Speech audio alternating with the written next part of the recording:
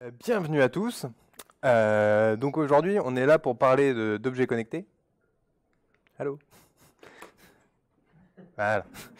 On est là pour parler d'objets connectés. Alors, objets connectés, ça arrivait depuis... Enfin, ça a toujours existé sous le nom M2M, Machine to Machine. C'est en train de prendre vraiment un gros essor. On va voir un peu tous les différents domaines des objets connectés. Mais faire un objet connecté, ben, comme je le mettais dans la description de cette soirée, en fait, on va dire que c'est assez simple de faire chez soi son petit objet connecté, le connecter à Internet, donc avec son petit Raspberry Pi par exemple, le brancher sur sa LED, etc. Et le connecter à, je sais pas, à Twitter, à Facebook, pour que bah, quand vous passez devant votre Raspberry Pi, hop, ça envoie un tweet, etc. Donc ça, c'est assez simple à faire. Maintenant, ce qui est plus compliqué à faire, c'est de faire de l'objet connecté d'entreprise, c'est-à-dire de faire l'objet connecté qui va pouvoir supporter, enfin, une architecture qui va pouvoir supporter des millions d'objets connectés. Donc, ce soir, on va essentiellement s'intéresser à tout ce qui est architecture autour de l'objet connecté, pas l'objet connecté en lui-même, parce que généralement, un objet connecté en lui-même, bah, c'est plutôt de l'électronique, c'est de l'embarqué, c'est pas forcément ce dont je voulais traiter aujourd'hui, c'est pas forcément ce dont on est spécialiste non plus. Par contre, faire toute la chaîne qu'il y a entre l'objet connecté et jusqu'à la prise de décision, on verra exactement la chaîne en détail, mais ça c'est vraiment très très intéressant et c'est des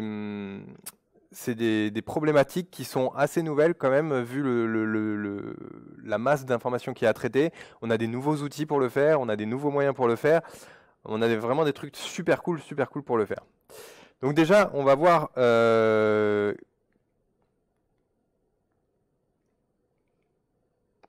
Bluetooth, c'est pas super. On va le faire au clavier. On va déjà voir qu'est-ce que c'est l'Internet des objets. Donc quand on parle d'objets connectés, bah, en fait c'est les objets qui se connectent à l'Internet des objets. Donc bah, on a plusieurs domaines d'activité différents, on va dire.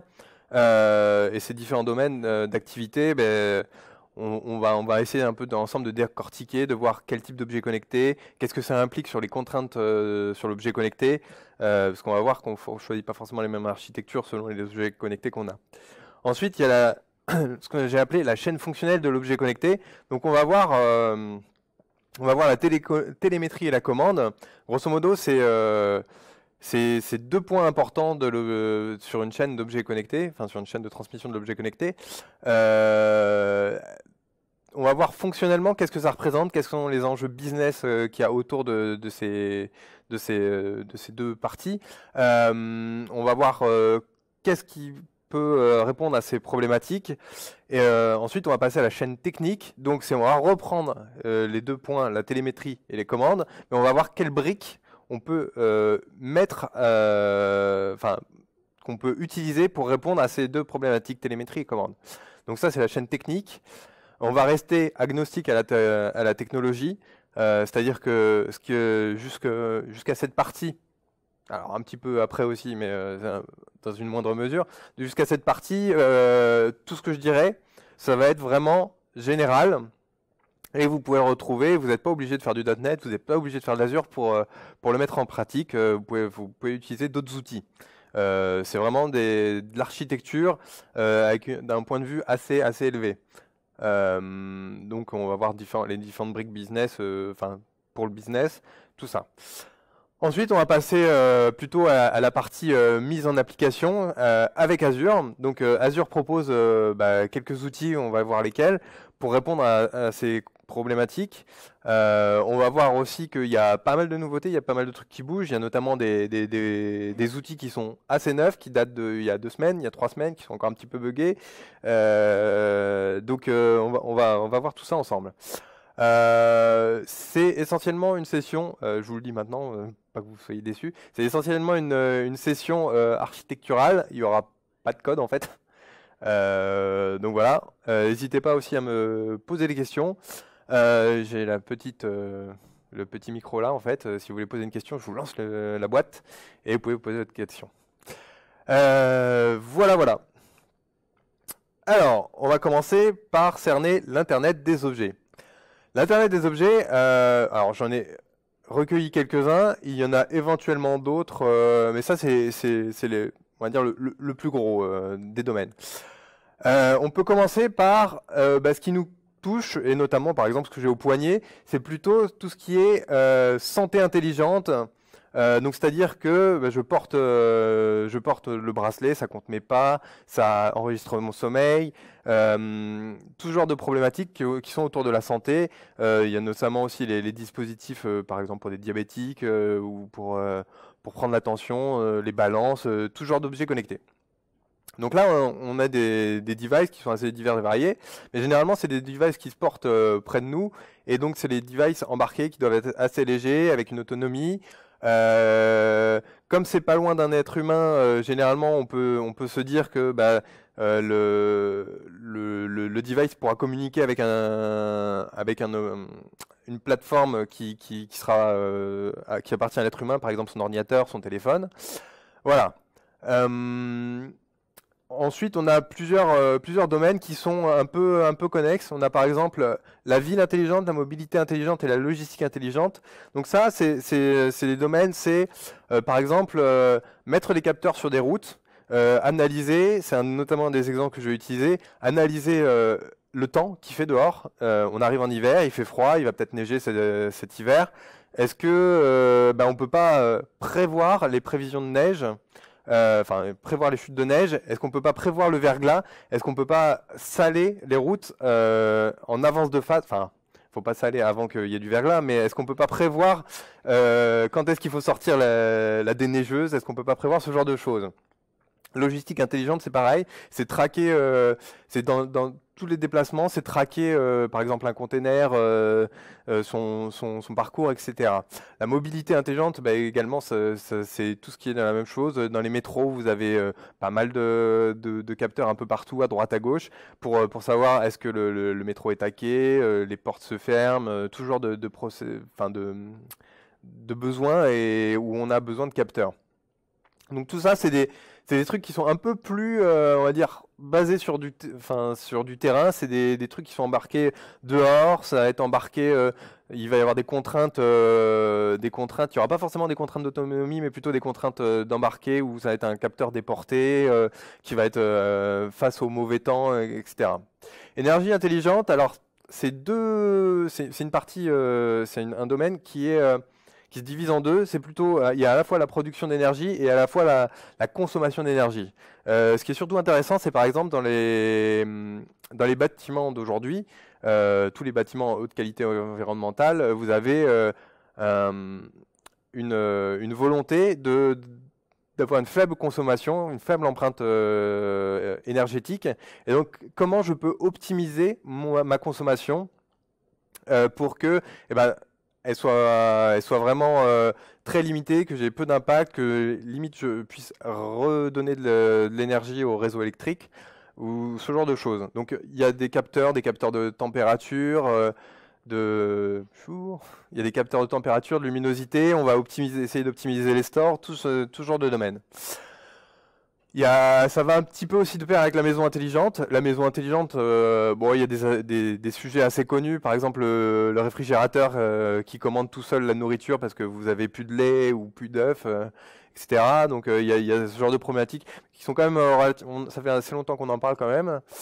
Et les commerces intelligents. Donc les commerces intelligents, ça peut être par exemple, vous avez votre consommateur.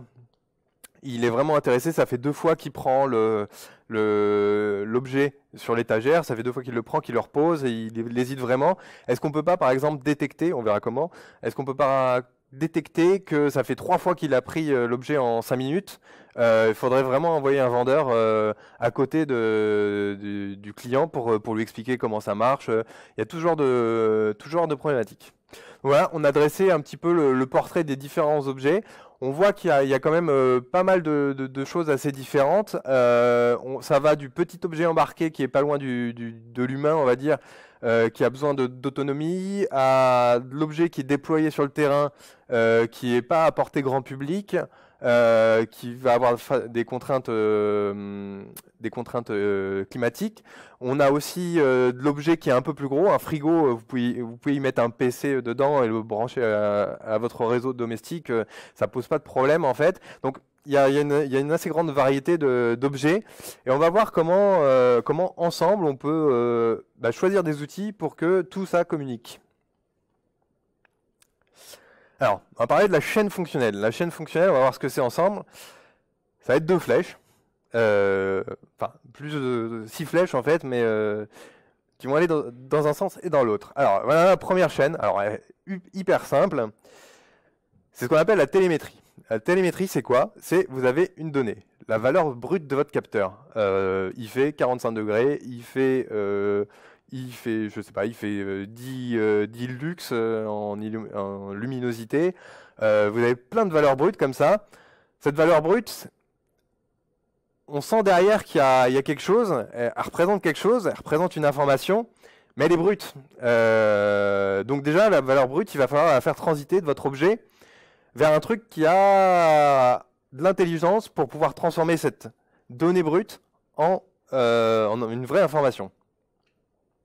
Donc, par exemple, sur les petits podomètres au bracelet, vous avez la valeur brute, elle va être transmise au back-end pour que cette donnée soit analysée. Est-ce que vous avez passé une bonne nuit ou pas, ou ce genre de problématique.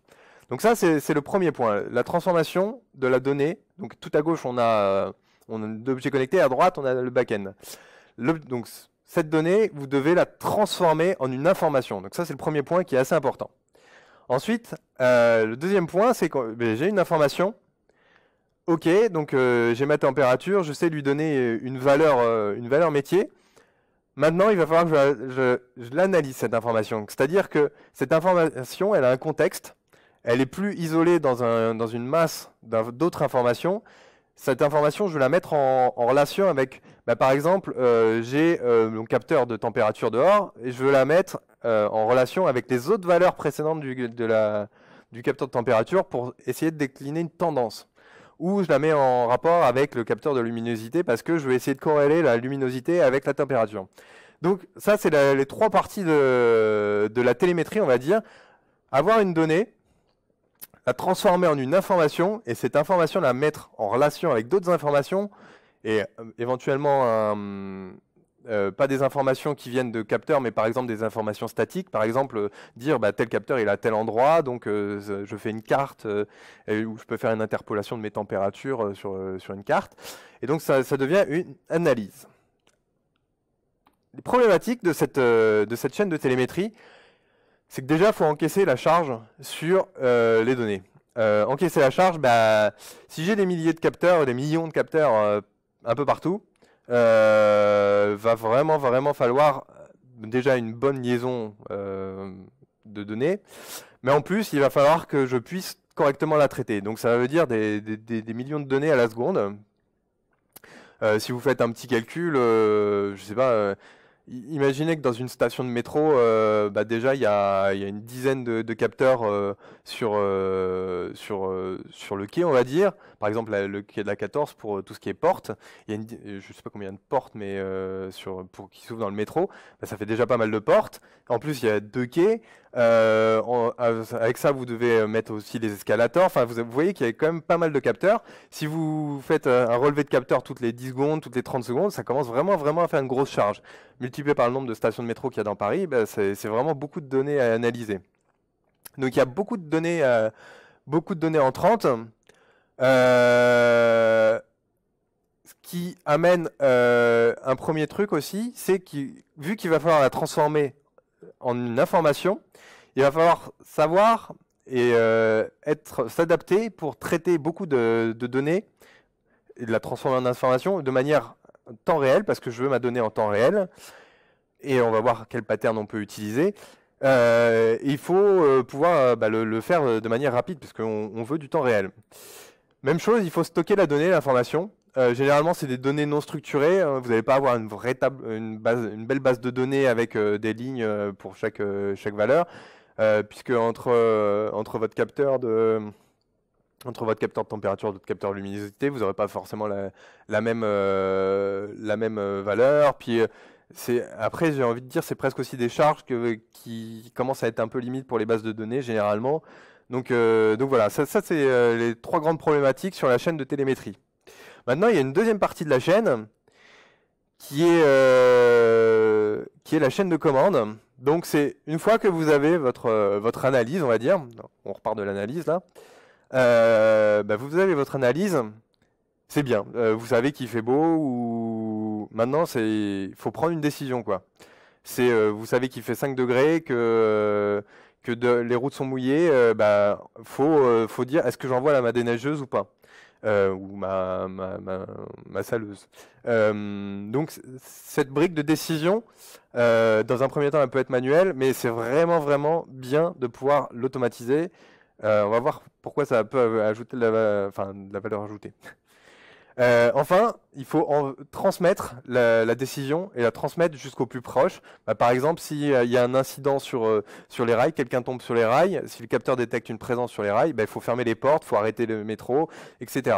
Donc, toute cette chaîne, il faut pareil également qu'elle soit qu'elle soit en temps réel. Donc, les différentes problématiques, comme je disais, il faut savoir prendre une décision. Savoir prendre une décision, donc c'est analyser avec les différentes informations que vous avez, l'analyse que vous en avez déduite, être capable de dire oui ou non, classifier si oui ou non vous devez envoyer la déneigeuse, ce genre de trucs. Donc on va voir comment on peut faire ça, essayer de reconnaître une tendance par exemple. Comme je vous disais, si mon client au bout de 3 fois, il regarde un objet sur une étagère, c'est vraiment que faudrait aller le voir. Enfin, il y a ce genre de choses. C'est comment à partir d'une analyse, je peux prendre une décision. Donc il y a tout plein d'outils pour ça. Rendre une machine intelligente, en fait, ça apporte une grosse valeur ajoutée. C'est parce que on peut éviter, par exemple, des interruptions de service. Si vous avez des imprimantes au bureau, enfin tout le monde a des imprimantes au bureau, il y a toujours des fois où il n'y a plus de papier. Si vous pouvez prévoir qu'il vous reste très peu de feuilles et que quelqu'un peut aller la recharger, ça évite la personne qui veut imprimer de devoir elle-même aller chercher le papier, la ramette et tout. Et donc ça peut faire gagner vraiment du temps à des gens. Même chose, comme je vous expliquais sur l'histoire du verglas sur les routes, ça peut éviter des accidents si vous êtes pile au bon moment pour saler alors que le verglas est en train de prendre, ou que vous êtes en train de déneiger alors que la neige est en train de tomber. Donc c'est une vraie valeur ajoutée, ça peut sauver des vies, ça peut faire gagner des sous. La maintenance planifiée, c'est un sujet qui est vraiment très intéressant. Si vous constatez une usure de pièces, la changer alors que vous avez le choix, vous pouvez prévoir le créneau plutôt que la panne tombe en plein milieu d'une journée de production, ça peut être vraiment intéressant. Enfin, il y a la problématique de transmettre une consigne. Donc transmettre une consigne, c'est pareil, on va voir ce qu'on peut utiliser. D'un point de vue un petit peu plus technique, donc là on va redescendre d'un cran. Là, je vous expliquais les grandes problématiques, on va dire un petit peu métier autour des objets connectés. On va prendre chaque problématique et on va voir techniquement comment on peut faire ce genre de truc. Alors déjà, le premier point que je vous expliquais tout au début, c'est choisir sa transmission. Choisir sa transmission, donc comme je vous expliquais, en fonction de l'objet connecté dont vous parlez, donc si c'est un bracelet, si c'est un frigo, tout ça, vous n'avez pas les mêmes contraintes. On peut classer les différents dispositifs en 3 dispositifs. Donc le dispositif léger, c'est donc le bracelet, un détecteur de tension ou de rythme cardiaque que la personne porte. Ça a besoin d'autonomie parce que vous ne voulez pas le recharger toutes les 5 minutes. C'est généralement un petit microcontrôleur, donc vous n'avez pas une grosse marge de manœuvre au niveau de ce que vous pouvez faire. Vous pouvez pas faire beaucoup d'analyses, par exemple.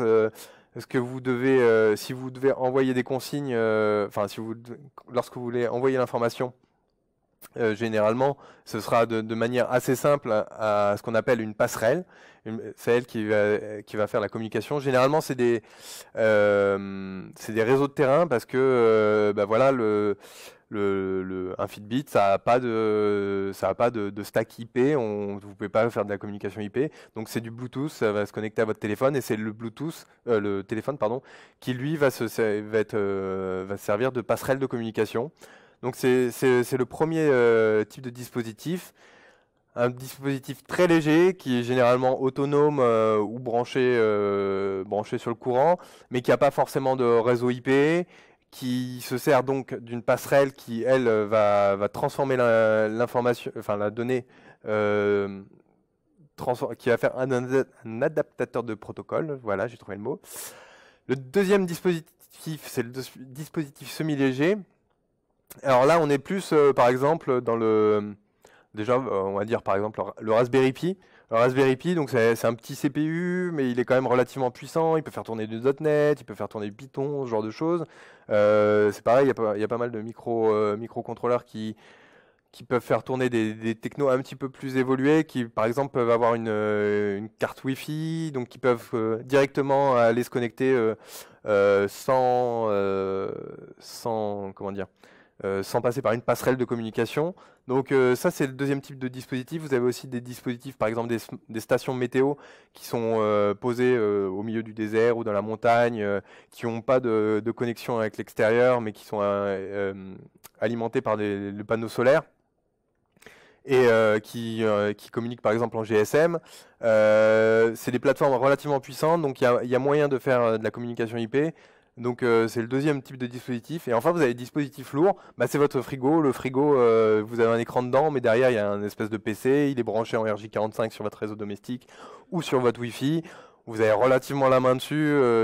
C'est du lourd. Vous pouvez directement, vous pouvez même déjà faire un peu d'analyse dessus, faire tourner déjà une première passe d'analyse. Donc voilà. Donc ces différentes contraintes, bah, qu'est-ce que vous avez comme énergie? Est-ce que c'est une énergie batterie? Est-ce que c'est une énergie de secteur? L'environnement, est-ce que c'est pas, est-ce que c'est dehors? Est-ce que c'est dedans? Est-ce que ça doit être léger pour être embarqué sur un poignet, dans une poche, etc. Puis la puissance matérielle du processeur en lui-même. Ensuite, vous avez la communication par bus. Donc là, la communication par bus, c'est ce qui va permettre de redescendre et de remonter l'information. Ou la donnée plutôt. Comment ça marche? Généralement, ce qui est fait, enfin le plus gros standard de l'industrie, c'est AMQP. C'est ce qu'on appelle un broker de messages.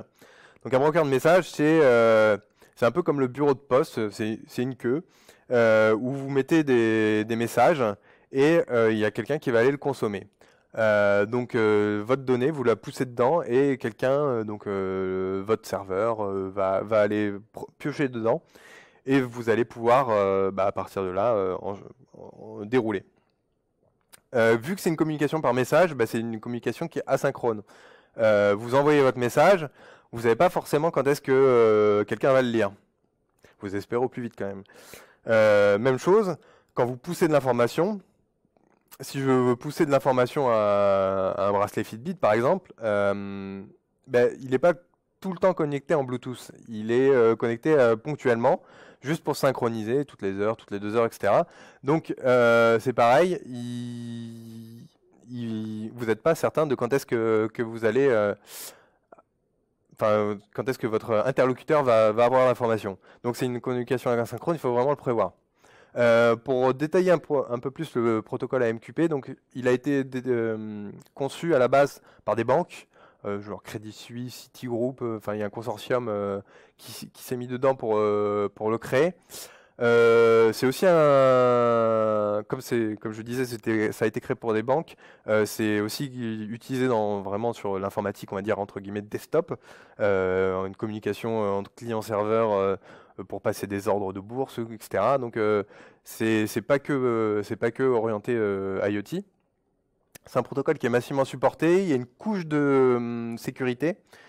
Il y a même plusieurs couches de sécurité, soit du SASL ou du TLS, donc qui est le successeur de SSL. Voilà, c'est un protocole TCP, Voilà, il n'utilise pas, c'est pas une surcouche par exemple de HTTP, on pourrait en penser, mais non, donc c'est vraiment un protocole qui est par-dessus TCP, donc à la même hauteur que HTTP. Ce qui peut poser des problèmes par exemple dans les environnements d'entreprise où il y aurait un pare-feu ou un proxy qui bloquerait les autres connexions. Ensuite, tout ce qui est stockage et transformation de la donnée. Le stockage, donc comme je vous ai expliqué, le SQL va vite trouver ses limites. En plus, vous allez avoir une volumétrie assez importante. Généralement, du coup, vous allez vous orienter vers des approches NoSQL, Document Oriented DB, on verra tout à l'heure l'Azure Storage, tout genre de problématiques, d'outils, pardon, MongoDB, voilà, donc ce genre de base de données, en fait, ça vous permet vraiment de stocker une quantité assez incroyable d'informations. Et pourquoi on les met aussi là-dedans? C'est parce que maintenant, on a des outils vraiment optimisés pour pouvoir prendre cette information et en faire quelque chose de manière optimisée, un petit peu plus que ce qu'on pourrait faire avec du SQL. Donc ensuite, effectivement, la transformation d'informations, ce qu'on veut faire, c'est l'avoir en temps réel. Je veux pas attendre le batch de la nuit pour prendre toute cette masse de données et savoir il fallait que j'envoie mes déneigeuses à 16 heures, parce que ce serait bête.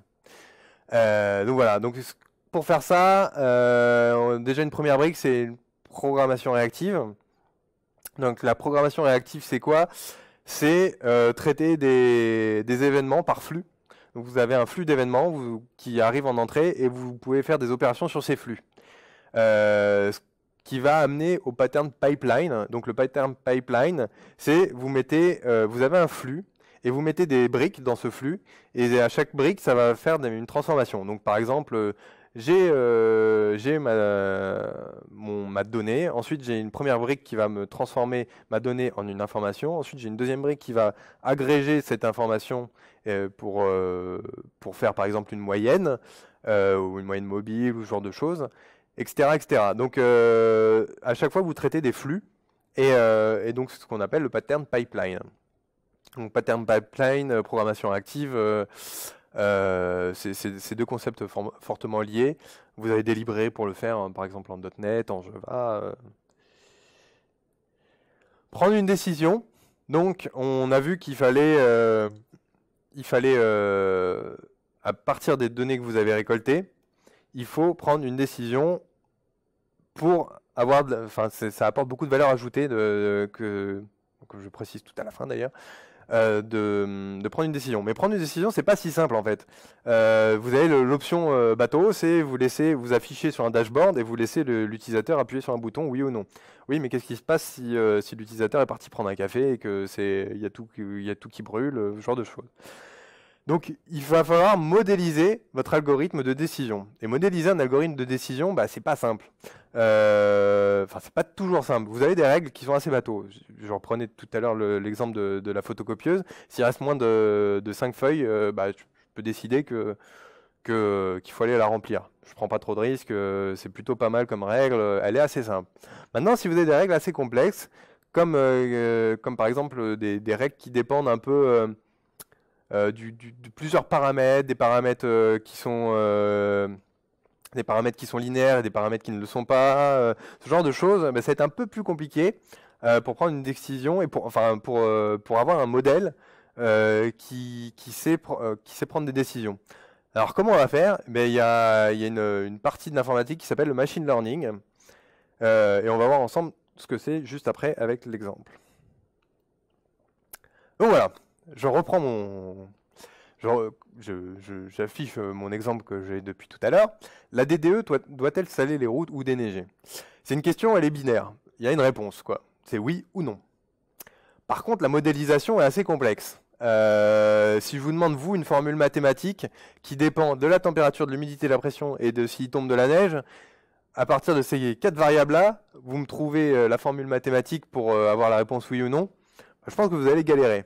Alors, ce qui se passe, c'est qu'on va faire, dans un premier temps, on va constituer un jeu de données pour l'apprentissage. L'apprentissage, donc, C'est les 4 premières lignes de mon tableau. Il y a des cas où c'était oui, il y a des cas où c'était non. Je mets toutes les valeurs que j'avais. Bon, alors il va falloir un petit peu plus que 4 valeurs parce que sinon votre modèle va pas être terrible. Mais vous prenez un jeu de données, par exemple sur les 5 dernières années, vous mettez les températures heure par heure, l'humidité heure par heure, pression heure par heure, s'il neigeait et si dehors il y avait du verglas ou pas. Donc vous créez comme ça un jeu de données. Ensuite, vous dressez via les outils de machine learning. Donc c'est assez compliqué. Vous avez par exemple des classifieurs, vous pouvez mettre des réseaux de neurones, etc. Donc vous dites, vous mettez vos différents classifieurs pour chaque colonne et vous ingérez, vous lui faites ingérer ce jeu de données et lui, il va, alors selon les selon ce que vous choisissez. Alors après, il y a toute une c'est un art de savoir faire du machine learning, hein. Je vous donne juste un aperçu. Parce que par exemple, si c'est une catégorie, alors vous avez un classifieur bien spécial. Si vous avez une donnée linéaire, c'est d'autres types de classifieurs. Ensuite, il faut choisir si vous faites plutôt un réseau de neurones, un arbre avec des poids, etc. Mais grosso modo, vous mettez vos différentes briques, vous faites ingérer ce jeu de données, et lui, par exemple, il va faire un arbre de décision avec des poids. Et quand vous lui donnez une valeur à trouver, il va appliquer bêtement entre guillemets bêtement, il va suivre son arbre avec les différents poids, il va arriver à une catégorie, une réponse, si c'est oui ou non, avec une probabilité, généralement. Donc voilà, c'est le machine learning, c'est d'abord vous avez un jeu de données à faire manger à vos outils. Alors bien sûr, il faut correctement mettre en place ces outils. Et ensuite, avec ce que vous lui donnez, il va être capable de dire si oui ou non vous devez saler. C'est la même chose, c'est du machine learning qui est utilisé pour faire de la reconnaissance d'image. C'est de la même chose qui est utilisé pour faire de la reconnaissance vocale également. Vous avez notamment en fait les briques, on en parlera tout à l'heure, mais les briques d'Azure Machine Learning sont utilisées dans les équipes, par exemple pour faire Cortana, l'assistant vocal de Microsoft. Donc quand vous lui parlez, c'est du machine learning derrière qui analyse et qui transmet votre parole en de vrais mots qui ont un sens. Donc voilà. Par exemple, une petite anecdote. Il y a beaucoup de gens qui demandent en ce moment à Microsoft, oui, mais pourquoi Cortana ne parle pas mon langage? Du coup, je suis obligé moi, français, je suis obligé de mettre mon téléphone en anglais pour que j'ai Cortana.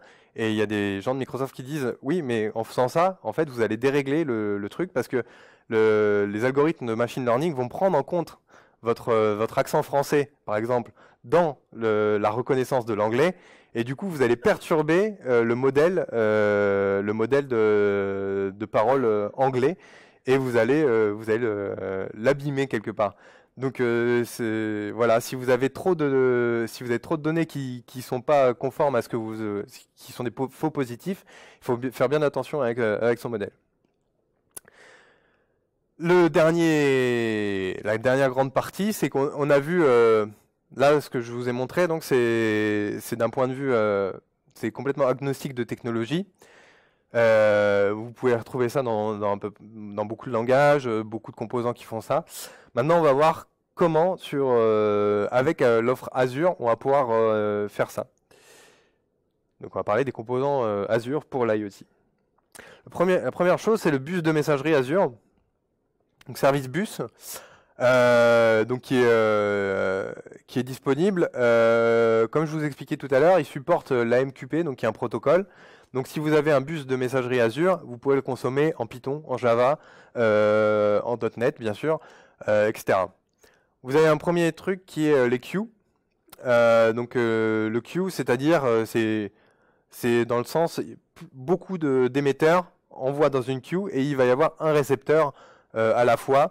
Bon, il peut y avoir plusieurs machines qui reçoivent, mais chacun reçoit un message qui est mis dans une queue et sera lu une seule fois par un seul lecteur. Voilà, et il y a les topics. Là, par contre, c'est le contraire. C'est un message qui est publié dans un topic sera lu par tous les gens qui se sont abonnés à ce topic. Donc, c'est quelque part utilisé pour faire du push d'informations. Donc ça, c'est ce qui existait jusqu'à il n'y a pas trop longtemps. Maintenant, il y a une brique qui est arrivée, qui est Event Hub, qui est dédiée à l'IoT, qui est un peu une surcouche de ce qu'on a déjà, et qui est vraiment, qui modélise vraiment un pipeline de transmission d'informations. Donc vous poussez l'information dedans, et après, en fait, alors pourquoi je dis qu'elle est dédiée à l'IoT, c'est que, enfin, quelle est la plus-value par rapport à ça? C'est que, en fait, tout le reste des outils qu'on va voir après, ils prennent en entrée un Event Hub, et du coup, vous pouvez pousser vos données dans l'Event Hub et après l'avoir dans les différents autres outils, contrairement à un queue, une topic qui n'est pas supporté nativement. Et puis voilà, ça vous permet aussi de faire de la programmation pour traiter ce genre de cas. Donc ça, c'est le premier truc, c'est le bus de messagerie. Bien sûr, vous avez d'autres bus de messagerie que Azure Service Hub, hein, comme je parlais. Deuxième point, c'est HD Insight. Alors là, c'est Hadoop sur Azure. Hadoop, vous pouvez le retrouver, enfin même, il existait bien avant qu'il soit sur Azure.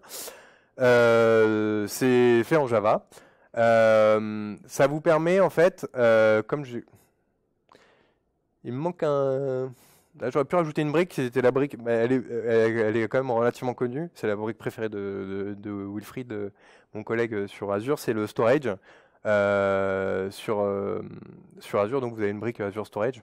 Mais bon, comme elle est relativement ancienne, enfin c'est une des plus vieilles briques d'Azure même, ça valait pas trop le coup de la mentionner ici.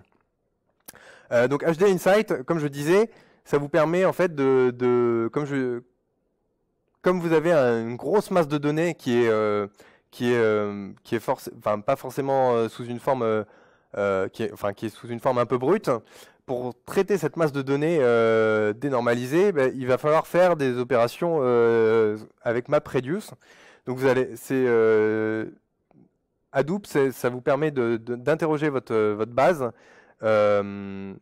pour traiter l'information et faire par exemple des agrégations, des sommes, des moyennes, ce genre de choses avec du NoSQL. Parce que quand vous avez une base NoSQL, par exemple, vous n'avez pas d'outil pour faire select count étoile ou select average. Pour faire ça, vous êtes obligé de passer par des outils comme Hadoop. Donc justement, faire du MapReduce, c'est faire des agrégations programmatiquement en C#, en Java. C'est pas forcément toujours ce qu'on veut parce que par exemple SQL, le langage est quand même assez sympa. Si je peux faire un select average, c'est quand même relativement cool. Donc pour ça, on a Hive qui est une brique qui se met par-dessus et qui permet de faire des requêtes à la SQL, parce que ce ne sera pas exactement la norme SQL, mais ce sera des requêtes à la SQL sur votre jeu de données. Ensuite, en tant que tel, MapReduce et Hadoop, ça se base sur des données qui sont stockées en local, en fait, en HDFS, le format de stockage Hadoop. Hadoop est adapté pour faire des batchs le soir, enfin pour faire plutôt à la demande et c'est pas du continu. Donc si vous voulez faire de l'analyse temps réel, comme je vous expliquais tout à l'heure, et faire du pipeline, il va falloir prendre Storm, qui est aussi une couche qui se branche sur Hadoop.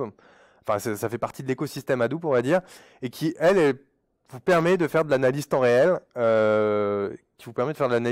et donc de faire de l'agrégation en temps réel et ce genre de choses. Voilà. Enfin, vous avez Maout, je ne sais pas trop comment ça se dit, mais c'est le machine learning de Hadoop. Donc vous allez pouvoir mettre vos différents classifieurs, lui faire ingérer toutes les données que vous avez dans Hadoop pour lui faire apprendre, et après utiliser le modèle qui vous a sorti pour prendre vos décisions. Alors ça c'est bien, mais en fait pour Microsoft c'était pas suffisant en fait. Bon, c'est des outils qui sont très très utilisés, par exemple sur Yahoo pour Hadoop. En fait, ils sont pas assez clés en main, on va dire. Il faut quand même relativement mettre les mains dans le cambouis pour les utiliser, tout ça. c'est pas très user-friendly. Il y a pas mal d'outils, par exemple, où il faut passer par les API d'Azure et vous n'avez pas sur le dashboard. Enfin, donc ils se sont dit, on va reprendre les bons concepts, les bonnes idées, et on va les traiter, et on va faire une autre version. Et donc, par exemple, il y a Stream Analytics. Donc, comme je vous le dis, c'est tout neuf, ça sent encore la mature, c'est sorti il y a 3 semaines, il reste encore des bugs. Mais grosso modo, vous prenez, quand vous créez un Stream Analytics, je vous montrerai sur le portail un exemple de Stream Analytics. Vous dites que vous voulez en entrée. Donc par exemple, je veux qu'en entrée, tu ingères toute ma file d'Event Hub. Je veux qu'en entrée, tu ingères un blob de mon storage. Donc il va être capable, lui, à chaque fois qu'il y a un événement dans l'Event Hub, de faire une agrégation, par exemple, ou faire une opération via un espèce de langage qui ressemble à du SQL. C'est du pseudo-SQL. On verra aussi que ça a une forte tête de SQL. Mais un petit peu tuné pour mapper au contexte temporel, on va dire. Donc par exemple, vous pouvez faire aussi une jointure entre deux flux d'événements. Vous pouvez joindre le flux des capteurs de température avec le flux des capteurs de pression, par exemple, et faire un zip des deux valeurs, ou ce genre de choses. Il y a une deuxième chose aussi, c'est que vous pouvez faire des opérations sur les fenêtres temporelles. Donc, qu'est-ce que ça veut dire? En fait, vous pouvez, comme je vous disais tout à l'heure, votre client là, qui prend 3 fois l'objet sur l'étagère, bah, il y a moyen très facilement de le modéliser dans Stream Analytics. Et ça va juste se régler sur une requête qui va être, en gros, ça va être select, un select. Le from, ça va être mon flux d'informations. Est-ce que le client a pris, enfin, l'événement, le client a pris le truc. On va faire un group by, enfin, c'est pas vraiment un group by, mais vous allez opérer je vais vous montrer aussi tout à l'heure. Vous allez faire sur une fenêtre, vous allez faire un group by sur une fenêtre temporelle, sur une fenêtre glissante de 5 minutes par exemple. Et vous faites un having count est supérieur à 3. Et donc là, ça va vous dire, ça va vous retourner les résultats uniquement pour si vous avez eu 3 événements dans les 5 minutes. Donc vous allez être notifié, vous allez pouvoir remettre ça dans un autre Event Hub qui, lui, par exemple, va envoyer un message à un vendeur ou ce genre de choses. Vous le branchez directement sur le Windows Phone et le vendeur osera sur son Windows Phone ah, ça fait 3 fois que tel client a pris tel produit dans un intervalle de 5 minutes glissante. Donc voilà, vous pouvez combiner les flux d'événements. En entrée, donc ce que je vous disais, vous pouvez prendre Event Hub, un storage, un blob du storage. Et en sortie, vous pouvez pousser soit dans un autre flux d'événements, soit vous pouvez pousser dans SQL après pour faire de la BI dessus ou ce genre de choses. Et vous pouvez les combiner, tout ça. Vous opérez sur des fenêtres temporelles. Alors c'est des fenêtres temporelles, fenêtres glissantes. Vous prenez tous les créneaux d'une heure ou tous les créneaux d'une demi-heure, etc. Voilà, vous avez relativement la main. Ensuite, la brique Azure Machine Learning. Donc là, c'est pareil. Il y a c'est tout un studio sur le portail Azure qui va vous permettre de créer vos modèles, de les éprouver. Vous avez aussi quelques petits jeux de données standards pour pour découvrir le truc, on va dire. Donc c'est vraiment il est assez sympa, je vous montrerai. C'est donc vous drag and droppez vos boîtes, vous les reliez. Vous choisissez donc vos classifieurs. Ensuite, vous pouvez tester votre modèle avec un jeu de données. Et puis ensuite, quand vous avez fini, vous avez un bon modèle qui correspond à vos attentes. Vous pouvez déployer ce modèle. En fait, il va créer tout seul une espèce de web service qui derrière, il y aura votre modèle qui a été codé, qui a été transformé en code, qui va tourner. Et vous pourrez, avec vos paramètres d'entrée, interroger ce web service et avoir le résultat en sortie. C'est plutôt pas mal. Et c'est pareil, ça se branche avec les composants d'Azure. Alors, je suis pas sûr que là, ça se branche avec l'Event Hub, mais vous pouvez mettre en entrée des blobs Azure, etc. Ou des CSV bateau. Donc voilà, ça c'était pour ce qu'il y avait sur Azure. Je vais juste vous montrer du coup sur le portail ce que ça donne. Hop. Comment je vais faire? On va essayer de dupliquer. Si le rétroprojecteur veut bien dupliquer. Je sais pas pourquoi il veut pas.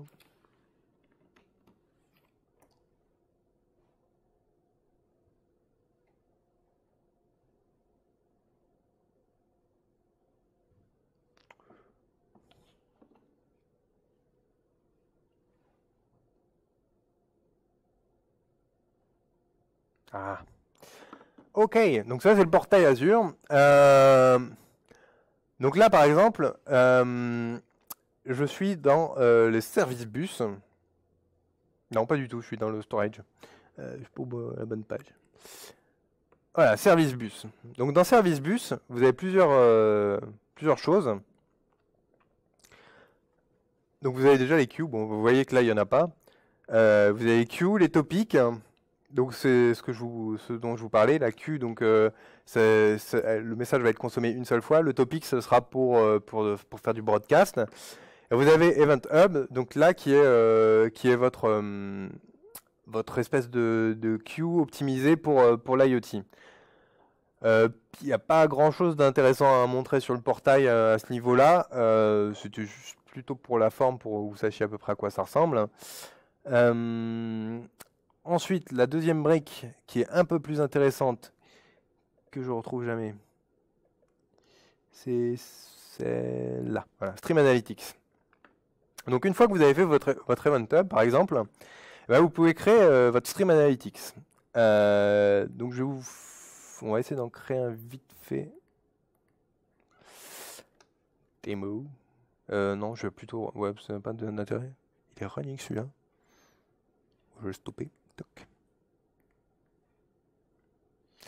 Je vais le stopper pour pouvoir modifier. Il est en train d'être stoppé.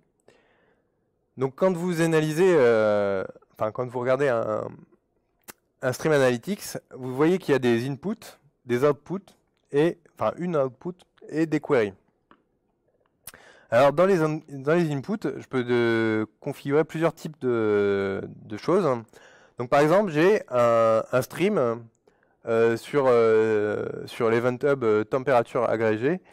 J'ai aussi un stream sur température stream. Donc je vais pouvoir faire une fusion, une jointure sur ces deux Event Hub. Et j'ai également un blob storage avec la consolidation de toutes mes températures sur les dernières journées.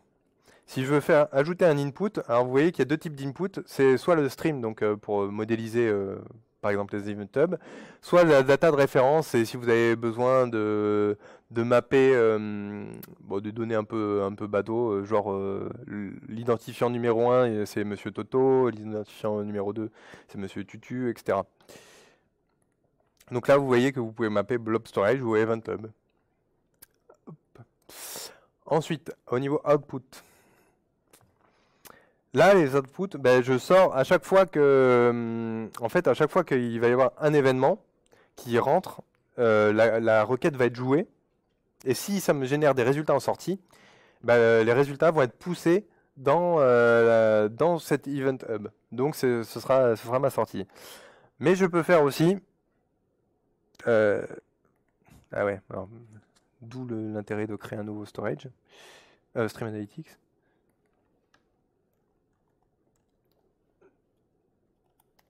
Tac. West Europe. Tac. Je reviendrai donc, parce que ça va prendre un petit peu de temps pour créer le job. Donc je reviendrai dessus. Je vais détailler la query. Donc là, la query, ce que je vous disais, moi, c'est que je voulais... je vais reprendre cette query parce qu'elle est plus intéressante. Je voulais par exemple compter le nombre de fois où être notifié si la personne prenait plus de 3 fois un objet sur une étagère. Alors là, ce que j'ai comme Event Hub, en fait, ça va être les températures qu'il y a chez moi. Je me suis amusé à brancher l'Event Hub dessus. Et donc à chaque fois qu'il y a une température qui arrive, Et ben, je vais faire une agrégation de cette température et on va voir quelle tête ça a, la query. Donc, vous voyez que ça ressemble fortement à du SQL. Enfin, vous allez le voir. Vous allez le voir. Ah, ça ressemble assez fortement à du SQL. Et alors là, ce que j'ai demandé, Node ID, en fait, ça va être l'identifiant de mon capteur. Et j'ai demandé de me faire une moyenne, alors minimum le moyenne et le maximum des températures sur une heure glissante. Ce que je vais pouvoir en faire après, c'est avec SOAT IoT 2, ce que je vais pouvoir en faire, c'est que je vais merger les deux. Et si j'ai une température qui est supérieure à mon max, par exemple, je peux déclencher une alerte. Ça va pousser un autre élément. Donc je peux faire un group by, je peux faire un halving. Par exemple, je peux faire un halving average de la température supérieure à 30 degrés, alors déclenche le ventilateur. Et il y a plein de genres de trucs qui peuvent être faits. Et tout ça, c'est fait en temps réel. Dès que vous avez un événement qui arrive, pouf, la requête est jouée et elle pousse son résultat en sortie. Voilà, c'est plutôt pas mal. Est-ce que c'est terminé? Ouais, test démo est terminé. Du coup, je peux voir qu'est-ce que c'est comme output. Donc comme output, voilà, il y a trois types de choses. C'est soit je sors dans du blob storage, donc je sors mon JSON ou mon CSV. Soit je publie dans le Event Hub, pareil, JSON ou CSV. Soit je sors dans une base SQL pour pouvoir après le réutiliser. Voilà, donc ça c'est pour tout ce qui est Event Hub. Et enfin la dernière partie, qui est juste au-dessus, la petite éprouvette, le Machine Learning. Touc. Ça m'emmène dans un autre studio, enfin dans une autre page.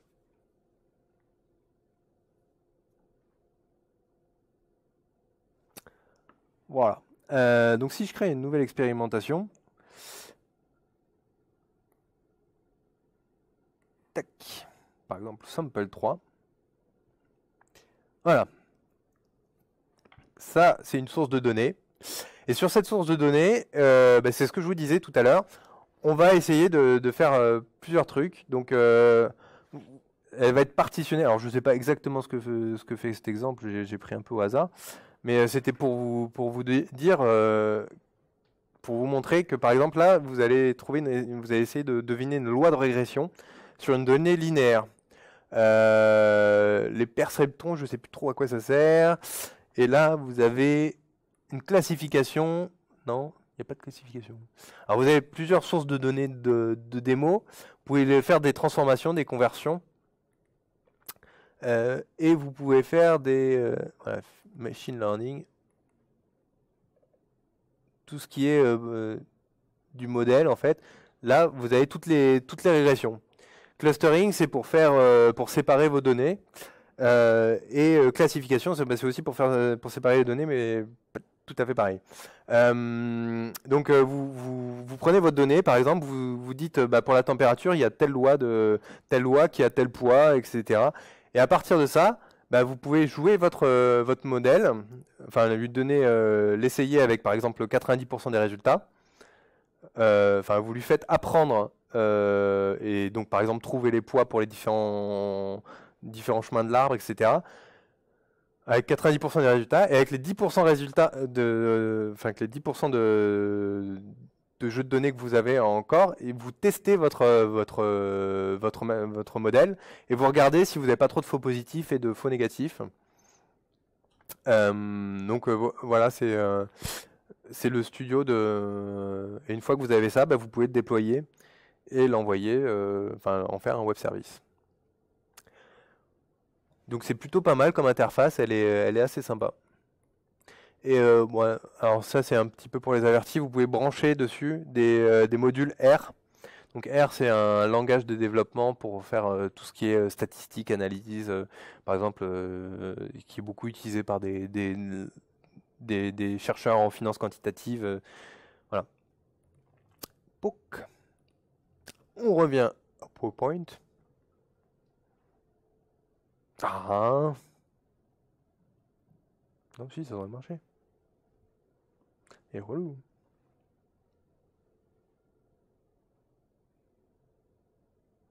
Voilà. Euh, on en arrive à la conclusion. Donc, pour conclure, j'ai envie de dire que il va falloir, enfin, quand vous voulez faire de l'objet connecté, vous voyez, c'est pas aussi simple. Toutes les problématiques que vous avez quand vous faites des objets connectés à une échelle industrielle, c'est pas aussi simple que ça. Il faut vraiment déjà, au niveau d'un point de vue matériel, choisir ce qu'il faut au niveau de la communication. Donc si, par exemple, comme je le disais, si vous avez un petit bracelet connecté, il ne pourra pas lui directement mettre des choses dans Service Bus. Donc il va falloir passer par une passerelle type téléphone pour pousser lui l'événement dans Service Hub, etc. Même chose, il va falloir prévoir la messagerie pour prendre en compte le fait que c'est une messagerie asynchrone, etc.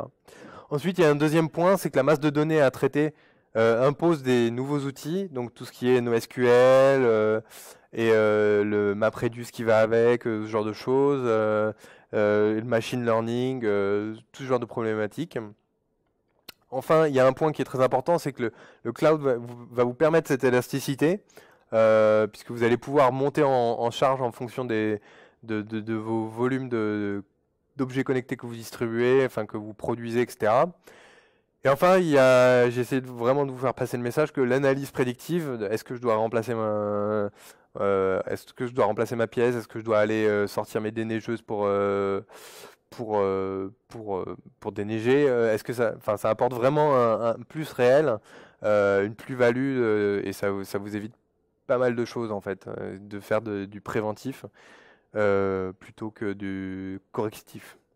Il y a un truc aussi qui est très utilisé, j'ai oublié de le mentionner, c'est que le machine learning, ça sert pas que à faire du prédictif, mais ça permet aussi de trouver les comportements.